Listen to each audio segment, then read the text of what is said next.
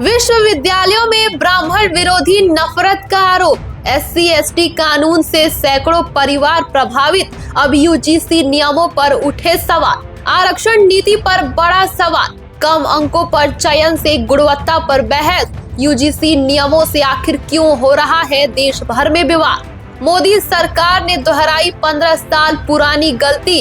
UGC के नए regulation से देश भर में बवाल। कल्पना कीजिए, एक कॉलेज का होनहार छात्र जिसने दिन रात मेहनत करके 95% अंक लाए हैं, अचानक एक दिन उस पर आरोप लग जाता है और आरोप है जातिगत भेदभाव करने का।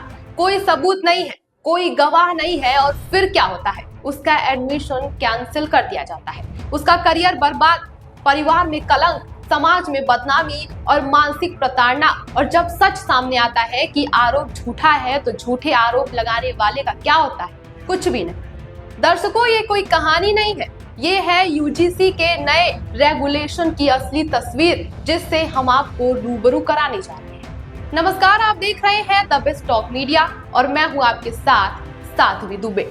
एक तरफ मोदी सरकार नारा देती है, एक है तो सेफ है, सबका साथ सबका विकास, लेकिन दूसरी तरफ यूजीसी का नया कानून हिंदुओं को ही आपस में बांटने का काम कर रहा है। आज हम बात करेंगे उस खतरनाक कानून की जो शिक्षा के मंदिर में जहर घोलने का काम कर रहा है। ये वही गलती है जो 15 साल पहले कांग्रेस ने की थी और अब मोदी सरकार इसी गलती को दोबारा से दोहराती हुई नजर आ रही है। तो आखिर यूजीसी का ये नया रेगुलेशन क्या है?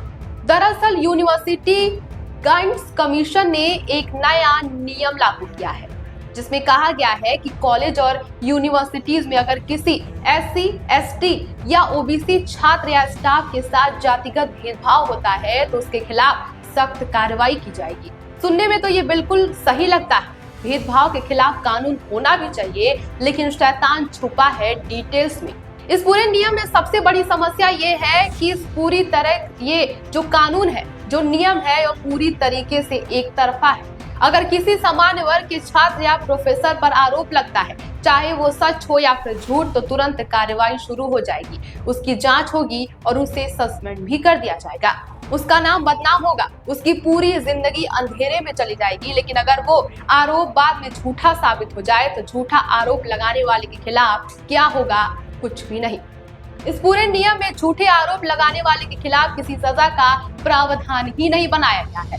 और अब सबसे मजेदार बात सुनिए, इस नियम में एससी एसटी के साथ साथ ओबीसी को भी शामिल कर दिया गया है। यानी अब यादव समुदाय, जिसके पास उत्तर प्रदेश और बिहार में जमीन जायदाद है, राजनीतिक ताकत है, वो भी पीड़ित की श्रेणी में आ रहा है। कुशवाहा समुदाय, जो कई राज्यों में बेहद प्रभावशाली है, वो भी भेदभाव का शिकार माना जा रहा है, जो कानून नया लागू किया गया है। अब सोचिए, क्या सच में इन समुदायों के साथ कॉलेजों और यूनिवर्सिटीज में भेदभाव हो रहा है? लेकिन यूजीसी को यही लगता है। असली सवाल ये है, अगर इतने शक्तिशाली और संपन्न समुदाय पीड़ित है तो फिर उत्पीड़क कौन है? जवाब साफ है, सिर्फ और सिर्फ सामान्य वर्ग। यानी यूजीसी ने मान लिया है कि सामान्य वर्ग के लोग जन्म से ही अपराधी पैदा होते हैं और बाकी सब इस दुनिया में पीड़ित हैं। असली सवाल ये है कि अगर किसी सामान्य वर्ग के छात्र के साथ जातिगत भेदभाव होता है तो क्या होगा?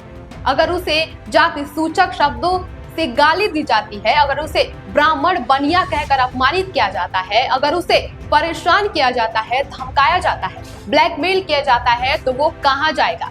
किससे शिकायत करेगा? किस कमेटी के पास जाएगा? जवाब है, कहीं नहीं। क्योंकि इस पूरे नियम में सामान्य वर्ग के छात्रों की सुरक्षा का कोई प्रावधान ही नहीं बनाया गया है। जेएनयू जैसी यूनिवर्सिटी जो खुलेआम ब्राह्मण विरोधी नारे लगाती है, ये कोई रहस्य नहीं है। मार्च 2024 में अशोका यूनिवर्सिटी में ब्राह्मण बनिया मुर्दाबाद के नारे लगाए जाते हैं और ये वीडियो पूरे सोशल मीडिया पर वायरल होती है, लेकिन इसके बाद से भी कोई एक्शन नहीं लिया जाता है। सवाल ये है कि भेदभाव के खिलाफ कानून होना चाहिए या नहीं? बिल्कुल होना चाहिए, लेकिन कानून सबके लिए समान होना चाहिए। अगर यूजीसी सच में भेदभाव खत्म करना चाहता है तो ये नियम सभी समुदाय के लोगों के प्रति एक समान होना चाहिए, चाहे वो एससी हो, एसटी हो, ओबीसी हो या फिर सामान्य वर्ग का हो। झूठे आरोप लगाने वाले के खिलाफ भी उतनी ही सख्त सजा का प्रावधान होना चाहिए जितना आरोपित को लग रहा है। SC/ST एक्ट के तहत कितने निर्दोष लोग जेलों में सड़ रहे हैं, कितने परिवार बर्बाद हो चुके हैं, ये किसी से छुपा नहीं है। और अब वही खेल कॉलेजों में खेला जा रहा है।